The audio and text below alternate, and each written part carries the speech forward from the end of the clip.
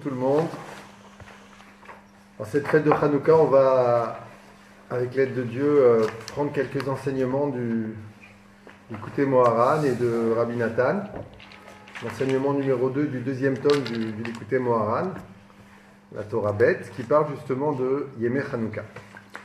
Donc, avant de commencer, il faut savoir que Hanouka est la première Ehara, illumination spirituelle de l'année. Que chaque fête en vérité de l'année est censée nous donner une force spirituelle qui nous accompagnera tout au long de l'année, selon un processus mis en place par Akadosh Baruch Hu, au bon moment, recevoir une force spirituelle qui nous aidera à devenir des êtres humains dignes de ce nom et à s'améliorer. Donc, nous allons, avec l'aide de Dieu, commencer cet enseignement. Donc, qui nous dit Yemei Hanouka et Yemei Oda, que les jours de Hanouka sont des jours de remerciement. Kemosh Katouf, comme c'est marqué, le Kavush Molat Yemei Hanouka Elou, le Odot ou le Halel. Comme c'est marqué dans les prières de Hanouka, que ces 8 jours de Hanouka ont été institués pour toutes les générations afin de remercier et de faire des louanges. Vimei Oda Zeprinat Shashol Olamaba. Il faut savoir que ces jours de remerciement correspondent à l'aspect du Shashua Olamaba, des délices du monde futur. Kizeikar Shashua Olamaba, parce que tel est le principe des délices que nous connaîtrons dans le monde futur. Leodot ou lalel lishmo agadol itbarach, ou la kiroto itbarach. C'est-à-dire de remercier, de faire des louanges au grand nom divin, à Kadosh Baruch Hu, et de le connaître. Et par cela, Semuchim, Ukrovim et Lavid Barach, on est proche et près d'Akadosh Baruch Hu, de Dieu. Qui kolma sheodin ou makirin oto et bar beyoter, parce que plus on connaît Dieu, Smuchim et Lavioter, et plus on est proche de lui. Qui shar kol advarim idbatlu leatid lavo, et toutes les autres choses s'annuleront dans les temps futurs. Beprinat, comme c'est marqué, le sage nous enseigne, dans le Midrash Rabbah, Kol hakorbanot betlin chutz mi korban toda, que dans les temps futurs, toutes les offrandes que l'on amenait au temple seront annulées, on n'aura plus besoin de les faire, sauf l'offrande de remerciement. Remerciement qui est une offrande volontaire d'un individu qui veut remercier Dieu pour tout le bien qu'il lui a fait. Et donc, qu'est-ce qu'on apprend de ça? On apprend de ça la valeur du remerciement. Le remerciement rapproche les cœurs. Le remerciement permet à un individu de provoquer chez la personne qui reçoit le remerciement un rapprochement de cœur. Et la personne, quand on lui dit vraiment merci du fond du cœur, elle a envie de donner encore. Elle se sent exister. Et c'est la même chose pour Akadosh Baruch Hu. C'est la même chose pour Akadosh Baruch Hu. Il faut savoir que lorsqu'on donne de la gratitude à Hashem Yitbarach, qu'on le remercie, alors Akadosh Baruch Hu a un plaisir de ça. Il a un plaisir. Pas parce qu'il a besoin pour son kavod, pour son honneur, qu'on le remercie, mais parce que cette gratitude qui est un effort. La gratitude, c'est un effort. Ce n'est pas naturel, la gratitude. Parfois, on est éduqué avec politesse, on apprend à dire merci, mais la gratitude, c'est plus qu'un simple merci, la gratitude. La gratitude, c'est une reconnaissance intérieure du fait que quelqu'un a pris la peine, a pris le temps de faire quelque chose pour toi, de te donner quelque chose. Et donc, c'est ça la gratitude. Et donc, quand on exprime de la gratitude à Kadosh Baruch Hu, il se rapproche de nous. Parce qu'on lui donne de la place. On le fait exister, entre guillemets, si l'on peut dire. C'est une des raisons pour laquelle, quand dans la prière, le Shmoneh Esrei, au moment où on dit Modim anachnu lach, nous te remercions, on se prosterne. C'est une allusion au fait que la présence de Dieu se rapproche de nous, descend plus bas, descend plus proche de nous, cette prosternation. Puisque le corps humain, il est vecteur de force spirituelle, il provoque des mouvements dans la présence divine, donc cette prosternation est synonyme d'un rapprochement de la présence divine qui est dû justement au remerciement. Donc on doit faire attention vraiment à avoir de la gratitude. une chose très importante, on l'apprend dans multiples histoires de la Torah, l'importance de la gratitude, mais nous apprend ici Rabbeinu que le fait de dire merci, non seulement on rapproche, mais en plus de ça, nous permet de connaître Dieu, parce que quand Dieu se rapproche, on le connaît mieux. Donc en vérité, dans la gratitude, cette ouverture de cœur fait que la personne en face va se dévoiler à nous. Et si on transpose ça à notre relation avec Akadosh Baruch Hu, le fait de le remercier, nous le connaissons mieux. Déjà sur cette terre. Et ici, Rabbeinu nous dit que dans les temps futurs, ce sera le principe des délices du monde futur sur lequel les sages nous enseignent Ain lo ra'ata, que aucun œil n'a vu, aucun œil ne peut imaginer, ne serait-ce qu'un millionième de millionième, des délices qui vont nous accompagner dans le monde futur. Maintenant, sur quoi est basé ce délice? Sur une sorte de cercle vertueux qui est le suivant, que nous serons tellement proches dans les temps futurs d'Akadosh Baruch Hu que qu'est-ce qu'on aura envie de faire?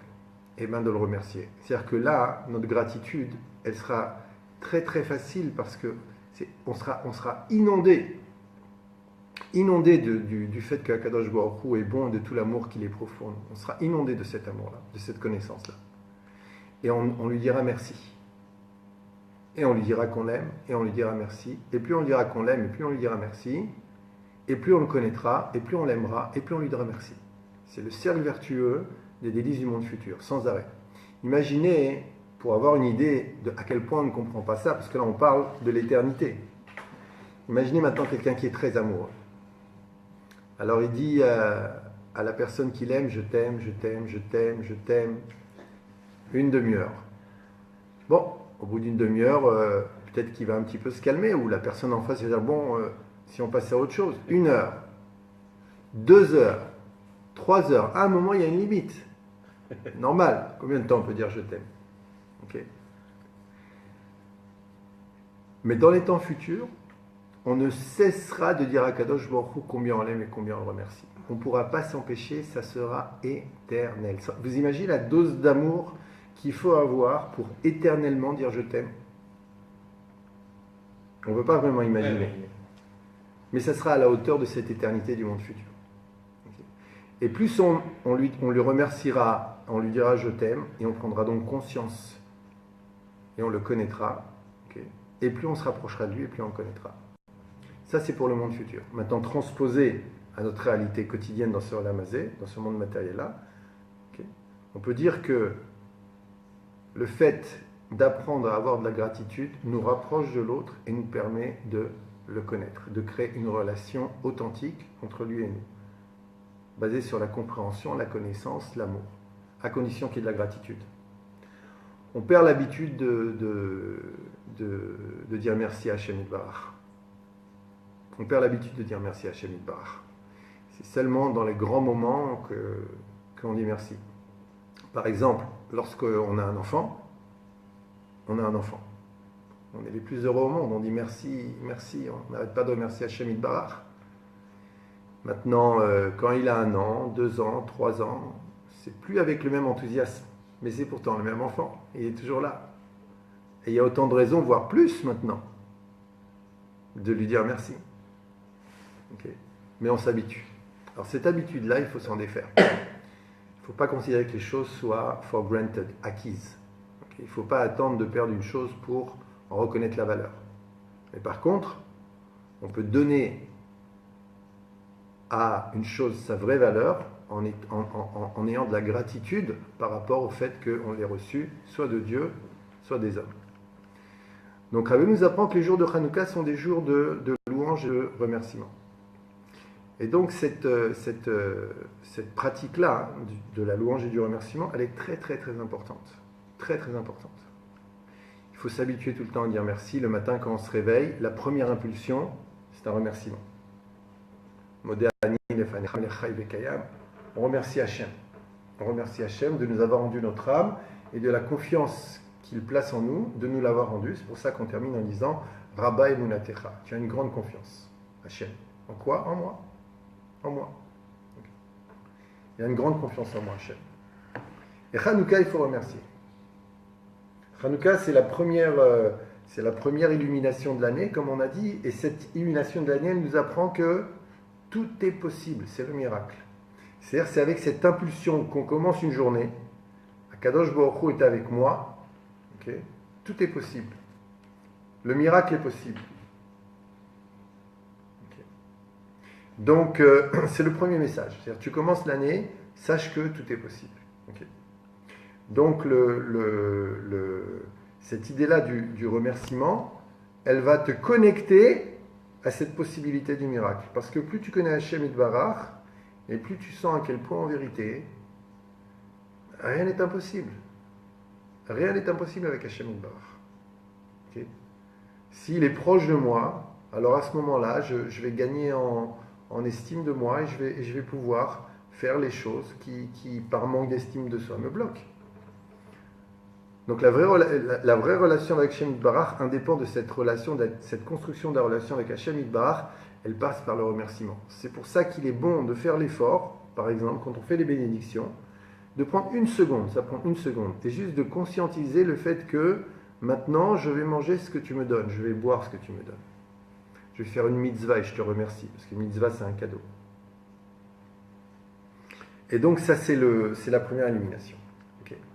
Donc le tout est possible au niveau des mitzvot de Hanouka est en allusion dans le fait que de préférence, ce n'est pas obligé, mais de préférence on doit placer la lumière, le ner, à une hauteur qui est entre 3 et 10 tfachim, entre 30 cm et 1 mètre, ou selon l'opinion qui dit qu'un téphar c'est que 8 cm, entre 24 cm et 80 cm. À quoi fait allusion cette hauteur? Nous disent les sages, Leolam Nuarda Shrina Mitachat Asarat Tfachim. La présence divine ne descend pas en dessous des 10 tfachim, en dessous d'1 mètre ou des 80 cm. Donc cette lumière de Hanouka, précisément, elle doit être placée en dessous des 10 tfachim. À quoi ça fait allusion? Ça fait allusion au fait que même dans les endroits où la présence divine aurait pu être repoussée par manque de sainteté, puisque en dessous des 10 tfachim, ça fait allusion à un manque de complétude, un manque de sainteté, même dans ces endroits-là où la présence divine, de par sa nature extraordinaire, ne peut pas aller, parce que c'est trop antinomique, et bien malgré tout, elle peut descendre jusque-là, okay, et illuminer. Et ça, c'est la lumière de Hanouka. C'est la lumière du miracle qui fait que n'importe quel juif, peu importe où il est, peut revenir vers Hashem Yitbarach. D'ailleurs, il y a beaucoup de jeunes qui, pendant un instant, se sont écartés du chemin du judaïsme, qui, grâce à la fête de Hanouka, sont revenus. Ils ont un souvenir de cette fête. C'est une belle fête. Okay. Ils sont revenus grâce à Hanouka. C'est la raison pour laquelle on place la bougie. Vous pourrez dire, mais alors, on peut la placer à terre même. Pourquoi 3 tfachim? Pourquoi 30 cm? La réponse, c'est que les 3 tfachim font allusion au fait que l'individu, c'est le Ben Ish Chai qui explique ça, malgré tout, il doit faire son effort de vouloir. Ces 3 tfachim-là, c'est, si on peut dire, le libre arbitre. Si tu le veux. Si tu ne le veux pas, même si elle est là, ben, ça restera des bougies qu'on allume en souvenir d'un acte historique qui a eu lieu et qui ne nous concernerait plus, Dieu préserve. Okay. Donc, cette proximité de Dieu qui fait que l'on peut croire au miracle se crée grâce au fait de remercier Hachem sans arrêt. Et plus on le remercie, et plus on s'aperçoit que finalement tout est miracle. Tout est miracle en vérité. La différence entre un miracle et un non-miracle, c'est que, on a l'habitude, il est dans les lois de la nature, il est prévisible, mais ça reste un miracle. Ça reste un miracle que la Terre, elle tienne dans son atmosphère, dans l'immensité intergalactique. C'est un miracle. C'est un miracle que je vous parle. C'est un miracle qu'au moment même où je vous parle, j'ai des dizaines de milliers de fonctions qui se mettent en marche dans mon corps, qui me donnent la vie. Et c'est des équilibres au millimètre près. Il suffit qu'un équilibre soit déstabilisé, et ça y est, je me transforme en statue de sel. Question? Amen.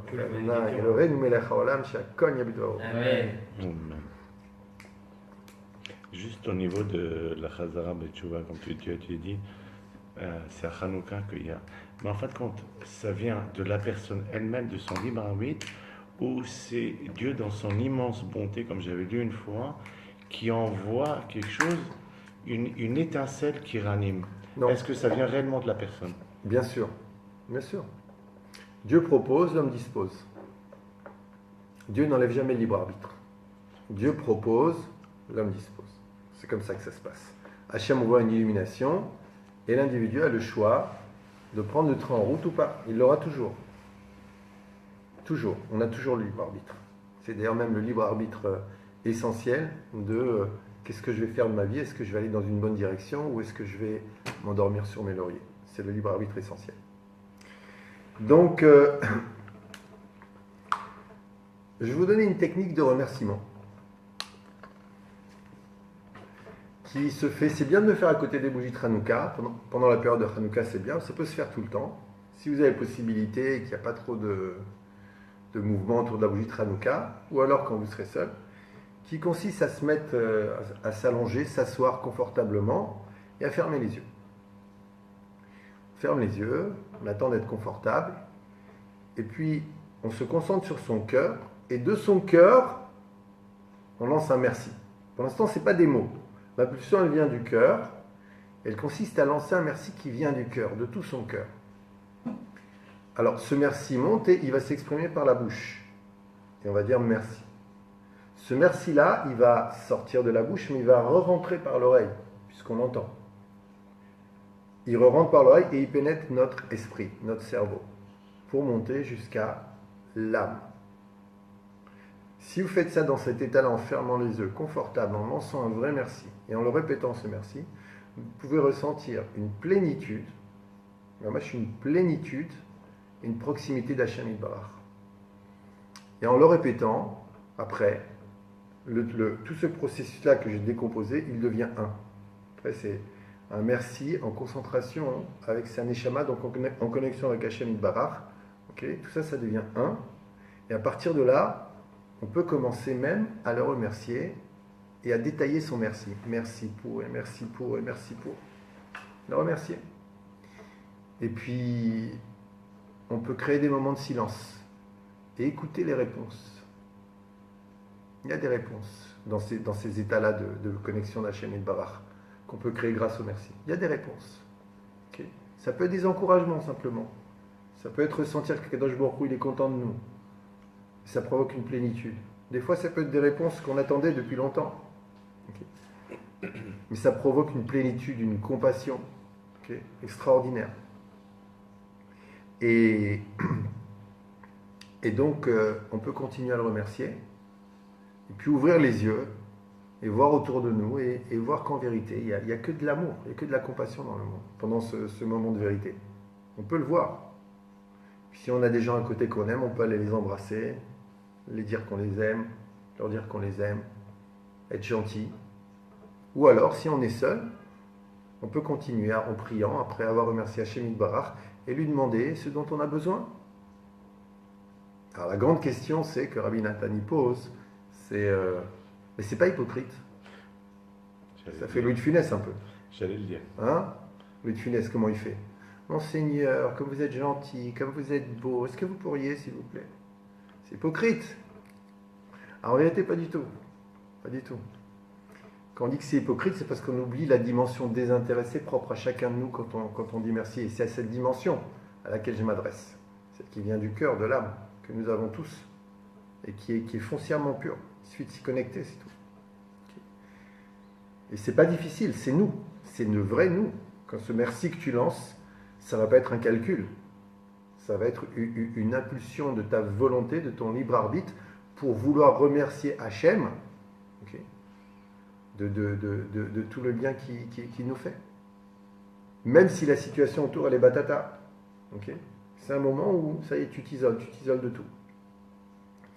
Et alors pourquoi? D'ailleurs, on voit ce processus-là, il apparaît dans la Hamida, dans la prière, dans Shemona Esrei. On commence par faire des louanges à Dieu, les 3 premières, et ensuite seulement, on fait les demandes. Mais d'abord, on dit merci, et ensuite on demande. Donc c'est le même processus. Okay. Donc, pourquoi c'est comme ça? Alors, nous dit Rabbi Nathan, et c'est en lien direct avec ce qu'on vient de voir, nous dit Rabbi Nathan que lorsqu'on dit merci Hachem Itbarach, on prend conscience que c'est lui qui donne et que c'est lui qui nous a donné ce que nous avons.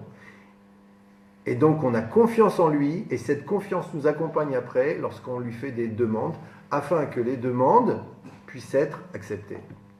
Donc effectivement, de manière hypocrite, sans prétention spirituelle, le fait de dire merci, c'est pour obtenir quelque chose. Mais ce qui existe dans le mal, c'est parce que ça existe dans le bien. Quel est le correspondant positif de ce mécanisme? C'est que Béhémet, Hachem, il a créé le merci pour faire en sorte qu'il y ait une connaissance de lui et un rapprochement qui nous donne tellement confiance en lui que nos prières, elles sont impulsées par une croyance dans le bien et dans la bonté de Dieu qui vont faire venir en nous cette bénédiction qu'on demande. Plus on y croit et plus on le voit.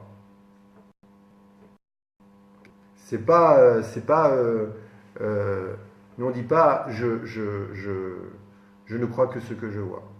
La vérité vraie, la manière dont Dieu a créé l'être humain et les mécanismes de fonctionnement du monde, okay, spirituel, psychologique, okay, c'est le contraire.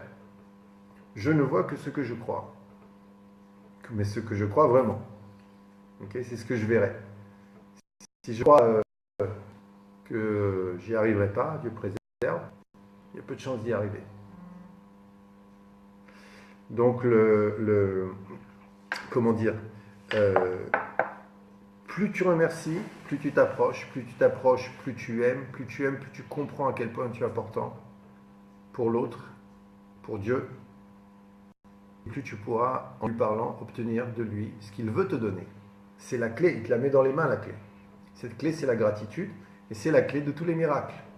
Et ça, c'est le concept de Hanouka. Donc,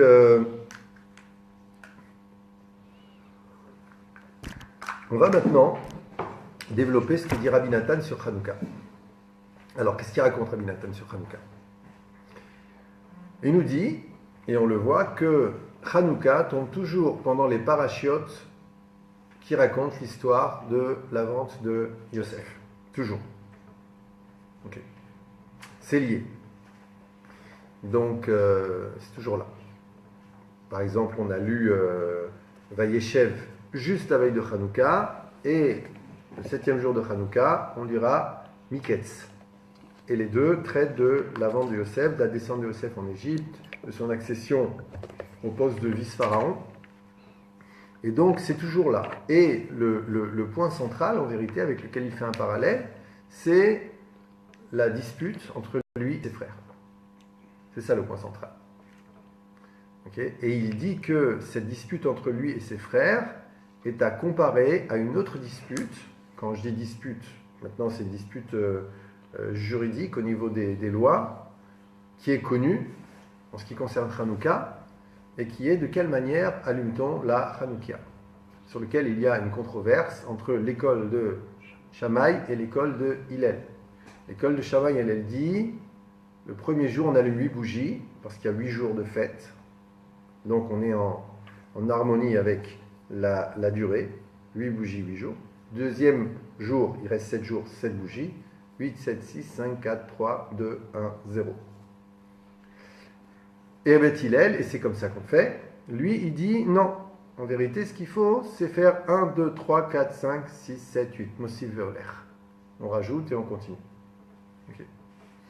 Donc derrière les controverses entre les sages, bien sûr, il y a plus qu'un simple aspect juridique de on fait comme ça, non. C'est une vision du monde. Il y a toujours une vision du monde derrière une décision des sages, toujours. Okay. Donc la vision du monde qui oppose Beth Shammai à Beth Hillel derrière cette simple controverse, elle est représentative de la controverse qu'il y avait entre Yosef et ses frères. Alors pour comprendre l'histoire de Yosef et ses frères, okay, on n'arrive pas à comprendre déjà comment des frères ils peuvent vendre un frère. C'est difficile, n'est-ce pas? Difficile à comprendre. Et pourtant, on les appelle les Shifteka, les tribus de Dieu. Et nous nous descendons tous de ces tribus, okay, sur lesquelles Yaakov confirme, il est dit sur Yaakov, Mitato Shelema, il a eu 12 enfants parfaits. Okay. Alors, l'erreur, on peut l'expliquer de plusieurs manières. On va simplement dire que ils ont cru que le scénario se reproduisait. De la même manière qu'Abraham a eu 2 enfants, contrairement à ce que dit Enrico Macias, ce n'était pas Israël, Ishmaël, c'était Yitzhak et Ishmaël. Okay. Il y en avait un qui était bon, Yitzhak, et Ishmaël, il a pris le mauvais chemin. Donc il y avait un mauvais frère. Pareil, Yitzhak, il a 2 enfants, Yaakov, droit chemin, et Esav qui se détourne complètement. Pareil, un frère renégat, dangereux pour la constitution du peuple d'Israël. Qu'est-ce qu'ils ont dit? Ils ont dit, eh ben voilà, le scénario recommence. Il a roulé notre père, de la même manière que Esav avait roulé son père Yitzhak en lui faisant croire que c'était quelqu'un de bien. De la même manière que Ishmaël avait roulé son père Abraham, puisque Abraham ne voulait pas le renvoyer de la maison, ce qu'il a fait finalement à la demande de sa femme avec l'appui divin. Okay. Et donc là, c'est pareil. Okay. Leur père s'est fait rouler d'après eux. Yaakov préfère Yosef, et hors de Yaakov. Yosef, c'était le fils de l'amour, puisque c'était le fils qu'il a eu avec Rachel, et donc il avait une attirance naturelle vers Yosef. Et d'ailleurs, c'était pas pour rien, parce que c'est Yosef qui devait être son aîné, normalement, puisqu'il aurait dû épouser Rachel en premier. C'est Yosef en tant qu'aîné. D'ailleurs, il a eu l'aînesse finalement à la fin, c'est lui qui a été l'aîné des frères, okay, puisque Rouven a perdu le droit d'aînesse, donc c'est Yosef le véritable aîné, puisque quand il est béni par Yaakov, on l'appelle le Bechor Shoro, le premier-né. Okay. Donc Yosef, lui, et les Toldot Yaakov, Yosef. La suite de Yaakov, c'est vraiment Yosef, c'est lui. Okay. Le juste milieu, c'est lui. Mais les frères ne le comprennent pas. Et puis comme Yosef, lui, il est un petit peu, au début, il est un petit peu trop exigeant avec ses frères, comme nous raconte la paracha, qui va et qui raconte à son père, papa, et je les ai vu faire ça, et ça, et ça. C'est pas normal. Okay. Des gens, donc, ils ont du ressentiment. Tu rajoutes ça au ressentiment de la préférence de Yaakov, exprimée clairement devant ses frères, puisqu'il lui donne une kétonnette passim, une tunique rayée en plus que ses frères. Et tu rajoutes à ça les rêves de Yosef, qui dit, vous allez tous vous prosterner devant moi. C'est un scénario pas mal. Et tu rajoutes à ça que les frères ne comprennent pas Yosef. Pourquoi? Yosef, lui, il est beau gosse. Mais tu peux être beau gosse, mais naturel. Tu peux être beau gosse naturel. Okay, enfin, aujourd'hui, ça n'existe plus tellement. Aujourd'hui, les beaux gosses, ils restent 2 heures devant la glace pour avoir l'air naturel. Je suis stylé, mais j'ai pas fait exprès, j'ai rien fait, vous voyez. C'est une technique comme ça. Mais Yosef, lui, il fait attention à son apparence. Il coiffe ses cils, Yosef. Et il traîne avec des jeunes, okay, et il s'amuse avec eux. On va dire, il joue au foot. Et les frères, eux, ils sont kdoshim, mais ils sont d'une sainteté extraordinaire, ils ne comprennent pas, mais il perd son temps. Qu'est-ce qu'il fait? En vérité, avec qui il jouait? Il jouait avec les enfants des servantes, c'est-à-dire de Bila et Zilpa. En vérité, les frères aussi, des fils de Léa. Mais il y avait une sorte de hiérarchie entre les frères de Léa, la femme, et les frères de la concubine, des concubines. Okay. Qui étaient un petit peu mis de côté, comme s'ils avaient été un peu moins purs. Et Yosef, lui, il allait avec eux pour les rapprocher. Et comme ils étaient un petit peu plus éloignés, effectivement, à l'époque, mais après ils ont tous eu le niveau, okay, il rigolait avec eux, il jouait avec eux. Et les frères, ils voient ça, ils disent, mais qu'est-ce qu'il fait? Seulement, ils ne comprenaient pas un principe qui est le suivant. Plus un tzaddik est grand, et plus il peut descendre bas. Par ses comportements et par ses enseignements. C'est-à-dire, plus il peut faire descendre cette lumière de la bonté divine à des gens très très éloignés et leur donner envie de se rapprocher d'Akadosh Baruch Hu. Et ça, c'est un miracle. Ça, c'est un miracle. Tu comprends? Des fois, on parle, par rapport à Breslev, par exemple, c'est qu'il y a beaucoup de Baal Tshuva qui font Tshuva grâce au Rabbi Nachman. Moi, j'ai rencontré souvent des gens, ils disaient non, non, mais c'est bien, lui, il peut parler à des gens éloignés, mais genre, c'est moins bien. Hein. Nous, on est là, on est sérieux, on étudie, on est à fond, on est dans l'essentiel. Bon, lui, il peut perdre son temps, si on peut dire, et parler à des gens, ça c'est bien ça pour les gens éloignés. Mais ça ne nous concerne pas, nous. Erreur totale. C'est pas vrai. Plus un enseignement il est vrai, et plus il transcende tous les niveaux de spiritualité jusqu'à descendre le plus bas possible. Même parler à des gens très éloignés. Regardez la Torah. Le Chumash, les 5 livres. On l'apprend aux petits enfants et les grands kabbalistes, ils l'étudient et ils comprennent rien encore. Ils disent ouais, on comprend pas. Le même livre. Et ça réjouit les petits enfants, ça réjouit tout le monde. Tout le monde peut l'étudier à chacun à son niveau. Le même livre. Il va dans les sphères de la sagesse divine et il descend dans les écoles maternelles et on en fait des enseignements et de l'éducation. Le même livre. Tu comprends ? Prends un livre d'un nouveau philosophe et mets-le dans une maternelle. Elle ferme au bout de 2 mois. Ok, donc ça c'est le comment dire, c'est ça la grandeur de Yosef, en vérité. Et c'est ça la grandeur du tzaddik. Le tzaddik, il est capable de descendre et de nous parler, de parler à n'importe quel juif et de lui donner envie, de créer cette impulsion qui, s'il le désire, il la choisira ou pas. Okay.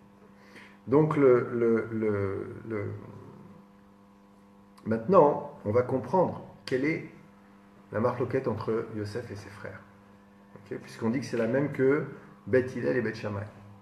Nous dit Rabbi Nathan que les gerbes du rêve de Yosef, les gerbes font allusion aux dévotions de l'individu. Parce qu'une gerbe, ça pousse de la terre, c'est une croissance, c'est un rapprochement vers le ciel, comme l'homme qui part de la terre pour aller vers le ciel. Les gerbes font allusion à des instruments de dévotion. Comment est-ce qu'on doit servir Dieu ? C'était ça les gerbes. Okay. Alors, Yosef, lui, il avait une approche qui était universelle. Il pouvait parler à tout le monde. Il avait des conseils de dévotion. Il savait se déguiser pour faire en sorte que les gens reviennent vers Hachem Yitbarach. Et aient envie, eux aussi, de revenir vers Hachem Yitbarach. Et ça, c'est la grandeur de Yosef. C'est la grandeur de Yosef. Que les frères n'ont pas comprise. Les frères n'ont pas compris. Et le Gaon de Vilna, dans Kol HaTor, il dit que cette incompréhension entre les justes, parce que maintenant on ne parle que de justes. En réalité, c'est une nouvelle dimension. Avant, au début de l'histoire, c'était une lutte contre un mauvais et un bon. Et là, c'est une lutte entre un bon et des bons. C'est à l'intérieur de nous. Okay. Et ça continue, il dit ça continue à chaque génération. À chaque génération, il y a des tzadikim du niveau de Yosef qui font avancer les choses et qui ont du mal à être reconnus par les frères, qui restent des tzadikim aussi. Attention. Ils restent des tzadikim, mais ils ne sont pas reconnus par les frères. Les frères, ils n'arrivent pas à comprendre. C'est quoi ça ? C'est n'importe quoi. Ça ne veut rien dire. Okay. Et donc, ils dénigrent. Donc, alors maintenant, reprenons. Hillel Shammai. Alors, qu'est-ce qu'il y a derrière le message de Shammai de 8 bougies, 8 jours ? Il y a le message de la perfection. Le message de la perfection. C'est ce qu'il y a ça. Tu as 8 jours, il faut qu'il soit plein. 8 bougies. On ne peut pas faire semblant. On doit être taureau kebaro. Comme ce que tu vois à l'extérieur de moi, tu vois, je suis à l'intérieur. Il n'y a aucune différence. Pour être à ce niveau-là, ça demande beaucoup de travail, beaucoup d'efforts. Okay, c'est des personnes d'exception. Okay, mais eux, ils veulent que ce soit pareil pour tout le monde. Shammai, c'est le langage Shamaïm, le ciel. C'est comme un ange jaloux qui veille au respect de Dieu. Pour lui, Dieu passe avant les hommes. Pour lui, Dieu passe avant les hommes. Et pour Hillel, l'homme passe avant Dieu. Ah, comment c'est possible ? Avant de dire comment c'est possible, il y a cette histoire où il y a quelqu'un qui voulait se convertir Et il a dit, je veux me convertir, mais je veux être grand prêtre, Kohen Gadol. Ce qui est impossible pour un converti. Il a été chez Shammai, il l'a envoyé à coup de pied. Il a été chez Hillel lui a dit, d'accord, commence à étudier. Et au fur et à mesure qu'il étudiait, il s'est aperçu qu'il ne pouvait pas être Kohen Gadol, mais ça ne l'a pas empêché de devenir quelqu'un de très très grande valeur. Okay. Et on voit d'ailleurs dans la halakha que souvent Shammai, il est très strict, dans la plupart des cas, tandis que Hillel, lui, l'école d'Hillel, elle est plus permissive que l'école de Shammai. Okay. C'est-à-dire elle prend plus en considération la faiblesse humaine. Alors qu'est-ce que ça veut dire? L'homme est plus important que Dieu pour Hillel? C'est que Hillel, lui, en vérité, c'est pas que l'homme est plus important que Dieu. C'est que Hillel, lui, il est connecté à Hachem et il comprend que pour Hachem, l'homme est très important. En vérité, il est plus proche d'Hachem dans la mesure où il dit « Mais je sais, Hachem, à quel point l'être humain est important pour toi. À quel point tu le comprends. C'est toi qui l'as créé, tu connais ses failles, tu connais ses faiblesses. Et tu acceptes tout le monde. » Tandis que Shammai, lui, c'est le premier élève. C'est l'enfant qui obéit à son père, qui est parfait. Mais ça passe avant. Il passe avant. Il passe avant tout, Hachem Yitbarach. Or, la volonté d'Hachem, c'est de faire de la place à l'homme. Et ça, il l'a mieux compris. Quand on entend des cours où on nous fait sentir tout petit par rapport à Dieu, et c'est Dieu qu'il faut servir, et si tu ne le sers pas, attention, et tu vas aller en enfer, et c'est très grave, et il y a une mélodie sous-jacente comme ça, tu ne vaux rien toi par rapport à Dieu. L'essentiel, c'est de servir Dieu. Mais toi, tu n'existes pas. Tu n'es pas important, toi. Toi, tu dois servir Dieu. Okay? C'est pour lui que le monde il a été créé. Eh ben non. Hachem, il a créé le monde pour nous. Bereshit bara Elokim et Hashem et haaretz. Commencement, Dieu créa le ciel et la terre. Ok? Bijul Israël. Pour Israël. Le kavod d'Hachem, c'est le Ham Israël. L'honneur de Dieu, c'est le Ham Israël. C'est nous. Et comme on l'avait vu dans les cours précédents, Hachem s'enorgueillit de n'importe quel juif. Et donc, il a cette conscience, plus que Shammai. Il a cette conscience, à quel point l'homme est important pour Dieu. À quel point on est important. Et donc, lui, il dit, non, c'est pas comme ça. L'être humain, il n'est pas parfait, et il doit y aller petit à petit. Ça, c'est l'être humain. Un pas après l'autre. Et donc, on comprend. Maintenant, les frères de Yosef, ils étaient comme Beth Shammai. C'est-à-dire que ils étaient super exigeants. On n'accepte pas la médiocrité. Perfection ou rien. Tandis que Hillel, lui, qui comprenait Dieu, qui était proche des hommes, parce qu'il était proche de Dieu, lui, Hillel, il était dans un autre état d'esprit, qui était que on accepte la faille. Et donc on va petit à petit. On n'accepte pas la... Il y a un problème technique là. Justement, on vérifie. Tout va bien. Donc, comment dire, c'est un peu bizarre. Voilà, pour les gens qui nous regardent, j'en ai un à droite qui dort et deux en face qui sont en train de s'occuper du téléphone pour voir si ça passe. Donc, je suis en train de parler tout seul. Non. Ça m'est très difficile, comprenez-moi. Vous avez sûrement senti une inconfortabilité de ma part. Je vous explique. Voilà. On n'est pas 500, on est 3 avec moi. Donc, je vous en prie, je suis obligé en direct de vous dire regardez-moi, s'il vous plaît. D'accord?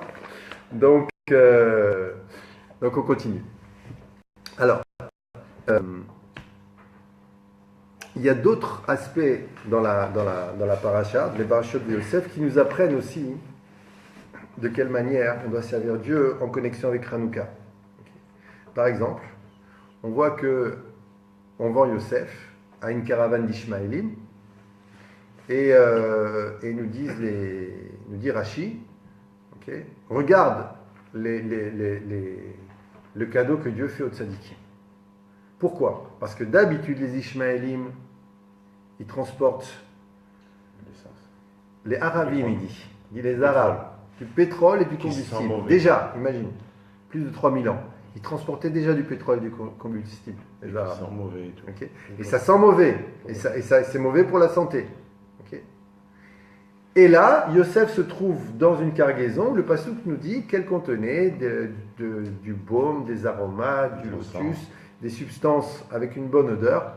Ok. Et on dit, regarde, comme Hachem, il est bon avec les tzadikim. Mais la vérité vraie, c'est difficile à comprendre ce Rashi. Qu'est-ce qu'il y a de bon? Je suis vendu comme esclave par mes frères, enchaîné. Bon, ça sent bon. Et alors? Ok? Mets-moi libre dans la caravane et c'est pas grave, laisse le pétrole. Mais moi, je suis libre. Alors, qu'est-ce qu'on veut nous apprendre par ça? On veut nous apprendre la chose suivante, c'est que Yosef, lui, il a cherché tout de suite une raison de remercier. Il a cherché tout de suite une raison de voir un bien, okay, une présence divine dans cette histoire-là qui est pour le bien. Tout de suite, il cherche le point. Il dit, ah, ça c'est bien. Et il dit merci. Il avait tout le temps le nom de Dieu à la bouche, comme dit la paracha. Il remerciait tout le temps Hachem. Tout le temps Hachem. Même ceux qui disent Baruch Hachem tous les 3 mots, c'est rien à côté de Yosef. Okay. Il remerciait tout le temps Hachem, parce qu'il cherchait tout le temps le point positif. Et ça, c'est le début de sa carrière en vérité. Il vient d'être vendu comme esclave. Première réaction, qu'est-ce qu'il y a de bien? Et il remercie. Et cette démarche-là, qu'est-ce qu'elle a fait? Elle a fait qu'en vérité, il a traversé toute cette période comme un roi. Il arrive, il est acheté par Potiphar, oui. Il devient tout de suite le maître de la maison de Potiphar. Tout de suite. Imagine. Donc c'est pas un esclave, c'est lui le patron. Ensuite, la femme de Potiphar, elle essaye de le séduire, ça ne marche pas. Elle le dénonce faussement, il est jeté en prison. Qu'est-ce qu'il devient en prison? Patron de la prison. C'est patron. Pour ensuite devenir le patron d'Égypte. Okay. Il était toujours successful. Yosef Ishmatzliach, un homme qui réussissait dans tout. Donc c'est vrai, on dit, il a dû souffrir, le pauvre, il a été vendu. On imagine comme ça, un petit peu comme une grand-mère juive.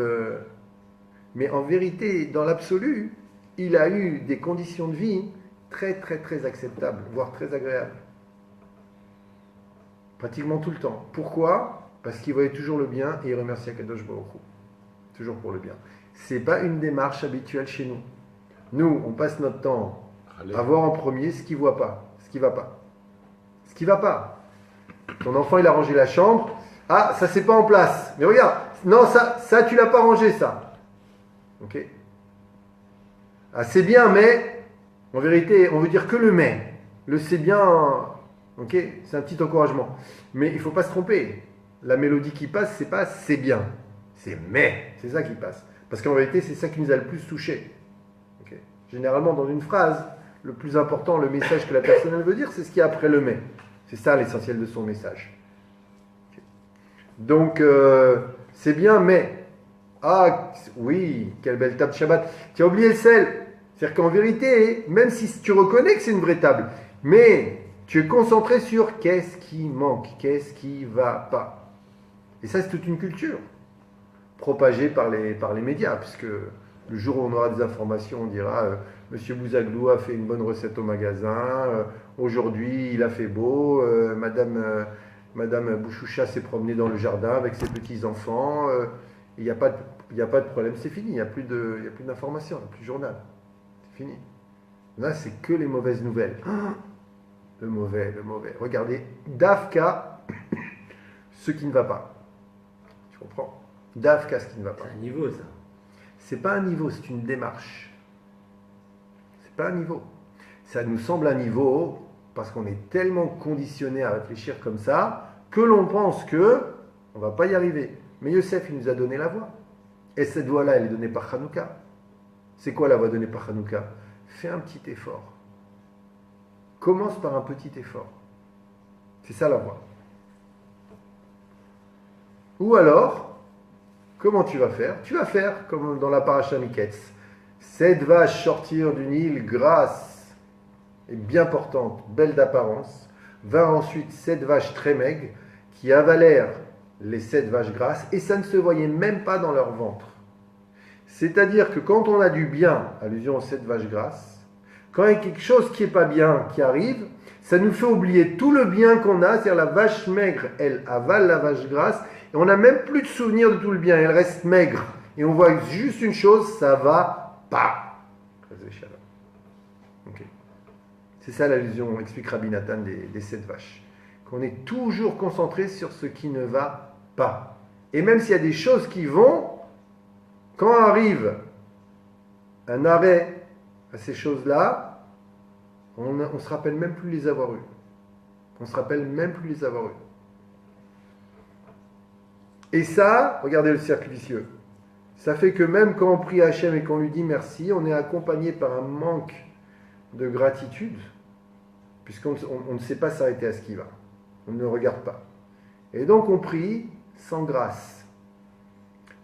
Quand on a fait la soirée, la samedi soir avec Yosef Kardouner, il a parlé un peu de cet enseignement, et il a dit d'abord dis merci, après quand tu cries Hachem, quand tu appelles Hachem de toutes tes forces, le merci t'a accompagné et ta prière elle sera entendue. Le miracle de Hanouka pourra se produire. Mais ça commence quoi? Ça commence comment ce miracle? Tout est possible. Encore un paradoxe. Par des toutes petites choses. Commence par voir ce qui va, à te forcer à voir ce qui va. Regarde ce qui va. Okay. Et ça va t'aider. Non seulement ça va t'aider à créer un lien, à changer ta manière de penser, à te libérer de tonnes de conditionnements qui affectent non seulement ta relation avec les autres, mais même l'image que tu as de toi. Ça ne va pas, qui je suis. Manque d'estime de soi, manque de confiance en soi, etc. etc. Manque d'amour de soi. Tout ça, c'est le cercle vicieux de cette démarche qui consiste à voir ce qui ne va pas. Et c'est le contraire que la Torah prône. Comment est-ce que Dieu, il a créé le monde? En voyant qu'il était bien. C'est comme ça qu'il l'a créé bien. Preuve, Vayar Elohim Kitov. À tous les jours de la création, sauf le deuxième, et c'est rattrapé le troisième, où on le dit 2 fois, on nous dit Dieu a vu que c'était bien. Mais est-ce que Dieu il a besoin de voir que c'est bien? Il a besoin de voir que c'est bien Dieu. Franchement. Il a besoin? C'est lui qui a créé. Il a besoin de vérifier? Non. Le secret de Dieu a vu que c'était bien, c'est comment est-ce que Dieu a créé le monde bien en le voyant bien. C'est un autre sujet dont on parlera. Okay, le pouvoir de la vision. Okay. Mais c'est là déjà avant tout la volonté de voir ce qui va pour nous en ce qui nous concerne. On n'est pas habitué, ouais, mais c'est comme le clavier. Au début, quand tu es arrivé devant un clavier, tu es arrivé, AZERTY, bon, attends, voilà, ah, j'ai trouvé le A, oui, pourquoi le B il n'est pas à côté? Bizarre ça, où il est le B? Ok, tu as tapé comme un. D'accord? 1, 2, 3, 4. Où il est le point main? J'ai tout effacé. Il faut recommencer. Ok. Aujourd'hui, quand tu tapes, ouais. Mais il y a bien eu un moment où tu étais maladroit, où c'était pas naturel. Oui. Ouais. Sauf que tu t'es dit, bon, bah, pour travailler aujourd'hui, il faut connaître des ordinateurs. Pour t'amuser, pour travailler, pour être pas moins que les autres. L'ordinateur. Okay. Donc là, tu étais motivé. Et pourquoi on ne se motiverait pas à apprendre à taper sur le clavier des points positifs en disant ça c'est bien, et ça c'est bien, et ça c'est bien. Pourquoi non? Pourquoi? L'habitude crée la seconde nature, la nouvelle nature. En vérité, crée la nature profonde. Parce que profondément, c'est comme ça qu'on est. Sauf que l'exil et les influences extérieures nous perturbent, hélas, grandement. On peut le retrouver. Mais si on commence à dire, et ça encore c'est l'influence de la civilisation occidentale, ouais mais on ne peut pas changer. On ne peut pas changer. C'est impossible. Eh bien c'est faux. En vérité, chaque petite chose améliorée quotidiennement créera au bout du compte de grands résultats. Et permettra de ne pas revenir en arrière. Donc il ne faut pas viser le progrès spectaculaire. Ah, je vais voir tout bien maintenant. Oh, ça va durer 2 jours. Ah, je vais tout faire maintenant. C'est pas comme ça. Les progrès, ils se font petit à petit. Petit à petit. Et même d'un point de vue psychologique, on explique ça. D'ailleurs, les goïms, ils ont compris ça. Ils ont compris ça, ce message de Hanouka, ils l'ont compris. Il y a une méthode qui est connue qui s'appelle la méthode du Kaizen, c'est un nom japonais, parce que les Japonais, ils ont mis ça en place. C'est comme ça qu'ils sont sortis de la crise terrible qu'ils ont connue après la Deuxième Guerre mondiale, où ils étaient dévastés, ils avaient tout perdu. Petit à petit. C'est leur culture d'entreprise. Ils rassemblent tous leurs employés et ils leur demandent donnez-nous une petite amélioration. Ah ben là on pourrait mettre la poubelle ici, là on pourrait faire ci, là on pourrait récupérer ça. Et c'est comme ça qu'ils ont tout reconstruit, petit à petit. Alors psychologiquement on explique que quand il y a un changement mineur, ça aide l'esprit à éliminer la peur qui bloque à ce changement. La peur qui bloque le succès et la créativité. Un petit changement mineur. Okay. Ça t'ouvre l'esprit. C'est possible. C'est possible. Je veux faire du sport. Ah non, j'y arriverai jamais, je peux pas, je suis fatigué. Ok. Bon d'accord, mais j'habite au 2e étage. Ok, je vais monter les escaliers à pied une fois par jour. C'est rien. C'est rien du tout. Moi je veux faire 1 heure de jogging, c'est comme ça. Aujourd'hui, il y a un docteur qui expliquait qu'il était avec un de ses confrères. Ils ont reçu une femme qui était déprimée, qui faisait du surpoids. Et bien sûr, le docteur, son confrère, il lui a dit eh bien, il faut que vous fassiez 1 heure tous les 2 jours. Il faut faire 1 heure de salle de sport, de jogging, de tapis, etc. Okay. Ben, sinon, comment vous voulez perdre du poids, retrouver la santé? Mais elle était trop stressée. Elle était déprimée, proche de la dépression, la femme. Elle n'allait pas le faire. Alors lui, il intervient, il dit excuse-moi. Je vais me permettre de vous proposer, est-ce que vous pouvez marcher? Parce qu'on a vu sur sa tête qu'elle ne le ferait pas. Elle a dit, bon, d'accord, elle n'allait pas le faire. Il dit, voilà, je voudrais vous proposer, est-ce que vous pouvez marcher 1 minute par jour devant la télé? 1 minute, vous pouvez faire ça? Elle a fait, d'accord, ça je peux. Voilà. Et voilà, 2 semaines après, elle est revenue, vous l'avez fait? Oui, j'ai réussi à le faire. Mais elle est toujours aussi déprimée, c'est pas... Ok, mais je veux bien que vous me donniez 1 autre minute d'une autre chose que je peux faire. Eh bien, elle a pris 1 autre minute. Une autre chose. Mais qu'est-ce que ça a fait? Ça a débloqué quelque chose dans son esprit. Parce que l'esprit, il a des mécanismes inconscients de fonctionnement. Okay. Nous, comment est-ce que notre cerveau, en vérité, il résiste au changement? Notre changement face à notre cerveau face à la peur, il a que 2 réactions. Fuir ou combattre extrême. Comme ça qu'on réagit. C'est reptilien ce qu'on appelle. Fuir, combattre. Peur, fuir, combattre. Non, stop. Tu n'es pas obligé de prendre les 2 extrêmes. Tu n'es pas obligé. Okay. Mets un peu d'intelligence. Vois ce que la Torah elle te dit. Vois le message de Hanouka. Commence à faire un petit pas. Allume une bougie. Et le miracle suivra. Hein, tu verras. À la fin, comme on l'a vu dans le miracle de Hanouka, ok, et ben, au Hachem, ça a duré 8 jours. Là, les Havdil, c'est pas lié. Mais c'est le même concept. Une vérité, elle est transcendante. Cette femme-là, au bout de 6 mois, elle faisait son heure de jogging tous les 2 jours. Elle aimait ça. Elle avait pris l'habitude, puisque le corps s'habitue. Okay. Elle avait pris l'habitude. Elle a perdu son poids. Elle a retrouvé une certaine joie de vivre. Mais comment ça a commencé? Ça a commencé par 1 minute par jour et devant la télé, pour pas que vous vous ennuyiez. Hein. 1 minute, tu sais ce que c'est 1 minute? Ok, t'imagines ce que c'est 1 minute de marche? C'est rien. Ok. Et bien c'est comme ça qu'on est construit. La politique du petit pas. Une bougie à la fois. Une bougie à la fois. Une bougie à la fois. Et si tu mets en pratique, maintenant je parle de conseils pratiques. Tout à l'heure on a parlé du remerciement, de s'isoler pour l'instant. Maintenant un autre conseil pratique. Okay. Vois les choses qui ne vont pas et essaye de faire un petit progrès. Juste un petit progrès. Maintenant, l'Yetzer Hara, lui, qu'est-ce qu'il va te dire? Non, pas du tout, hein. Ça va pas ou quoi? Pas du tout, c'est pas possible. Ça sert à rien, c'est l'extrémisme.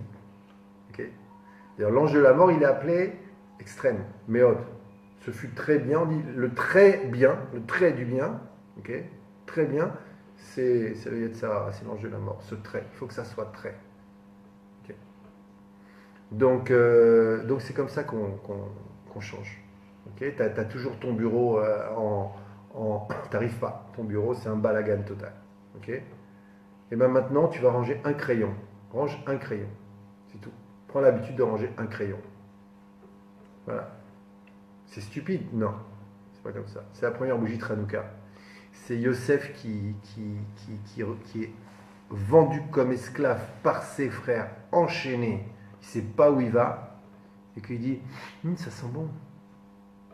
C'est comme ça qu'on fait. C'est pas habituel, d'accord, on a le clavier. On a inventé aujourd'hui le clavier des points positifs. Okay, on commence, on met en marche, on met à l'œuvre. Ça marche dans n'importe quel projet de changement, ce que je vous dis.